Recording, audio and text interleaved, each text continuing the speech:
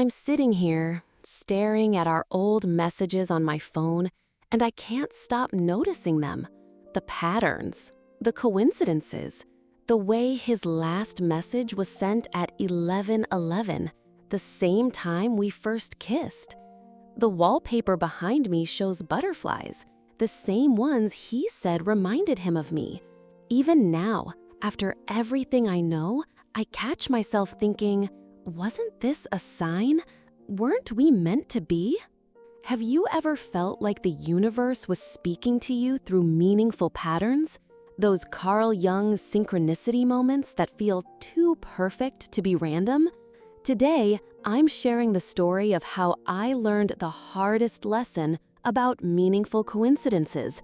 Sometimes they're not signs from fate. Sometimes they're carefully crafted lies. 3 months ago, I was the girl who believed in everything.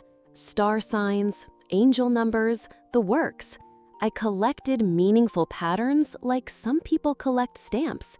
Carl Jung archetypes fascinated me. I saw myself as the explorer archetype, always seeking deeper meaning, always looking for signs that I was on the right path. My persona archetype was the eternal optimist, the one who believed the universe had a plan. When people said I was naive, I called it faith. When they said I was reading too much into things, I said they weren't spiritually awake. I was deep into what Jung called the process of individuation, trying to understand myself through symbols, dreams, and yes, coincidences. I thought my openness to synchronicity was a gift. I had no idea it was about to become my greatest vulnerability. It started at a coffee shop on March 3rd, 3-3, which I immediately noted as a meaningful pattern. He was reading Memories, Dreams, and Reflections by Carl Jung, the same book I had in my bag. When he looked up and smiled, asking if I was into depth psychology insights too, I felt the universe aligning. This has to be synchronicity, I thought. Carl Jung's synchronicity at its finest. Over the next few weeks, the meaningful coincidences multiplied. He texted me at 11:11, twice. His birthday was April 20th, exactly 6 months before mine. He mentioned loving butterflies the same day I posted a photo of them on Instagram. When my favorite song came on the radio during our first date, he said it was his favorite too. Each coincidence felt like the universe whispering, "This is it. This is your person." I dove deeper into shadow work, examining my patterns around love and attraction. I studied brand archetypes in relationships, trying to understand what archetype he represented in my life. Was he the lover, the magician who could transform my world, the explorer archetype, matching my own adventurous spirit? Every meaningful pattern seemed to confirm what my heart wanted to believe, that some higher power had orchestrated our meeting. I started seeing signs everywhere, license plates with our initials, birds appearing when I thought of him, even the number of coffee shops between our apartments. 7, my lucky number. I was so busy collecting synchronicities that I stopped listening to my intuition. When he asked to borrow money for his startup, I saw it as a test of faith. When he couldn't meet my friends, I rationalized it as his introverted nature. When his stories didn't quite add up, I told myself love transcended logic.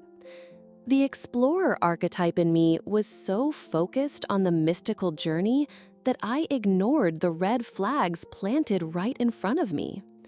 The truth came like a slap across the face. I was at his apartment and his laptop was open. A message notification popped up from someone named Sarah.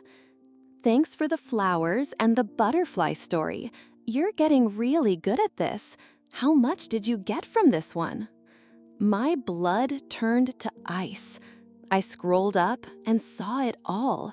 screenshots of my social media, notes about my interests, a literal playbook of how to create meaningful coincidences for spiritual types. My favorite song, he'd seen it on my Spotify. The butterflies, he'd noticed my posts. The Jung book, he'd researched my interests and brought it as a prop. There was a whole folder labeled Synchronicity Targets. Women like me who believed in signs, who were vulnerable to meaningful patterns. The brand archetypes he'd studied weren't for personal growth. They were manipulation tactics. He'd crafted a false persona archetype specifically designed to mirror what I was seeking. Every beautiful coincidence had been manufactured. Every sign I cherished was a lie, calculated to extract money from my spiritual seeking. Standing there, looking at the evidence of my own manipulation, I felt something shatter inside me. Not just my heart, my entire belief system. If these signs weren't real, were any signs real? Had I been living my whole life chasing mirages? That's when the real depth psychology insights began. Carl Jung warned about this, the shadow side of seeking meaning. When we desperately want the universe to speak to us, we become vulnerable to those who will fake its voice. My shadow work had to include this painful truth. My openness to synchronicity had been weaponized against me. But here's what I learned. Real signs don't come with invoices. Authentic, meaningful patterns don't require you to ignore your intuition or sacrifice your boundaries. True synchronicity enhances your inner wisdom. It doesn't replace it.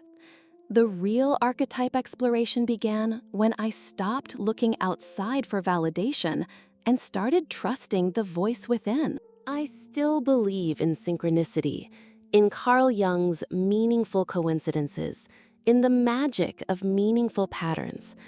But now I know the difference between the universe speaking and someone pretending to be the universe for profit. The real sign isn't in the license plates or the repeated numbers. The real sign is the feeling in your gut, the voice of your authentic self that knows truth from manipulation. That's the synchronicity worth following. If this story resonated with you, please like this video and subscribe for more content about psychology, spirituality, and the intersection of both. Hit that notification bell so you never miss insights about Carl Jung archetypes, shadow work, and authentic personal growth. And tell me in the comments, have you ever experienced signs that turned out to be something else entirely? How do you distinguish between real, meaningful patterns and manufactured ones? Your stories help create a community where we can explore these depth psychology insights together. Remember, the most important archetype exploration is the one that leads you back to trusting yourself.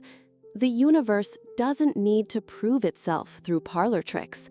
When it speaks, you'll know, not because of external coincidences, but because of the unshakable knowing that comes from within.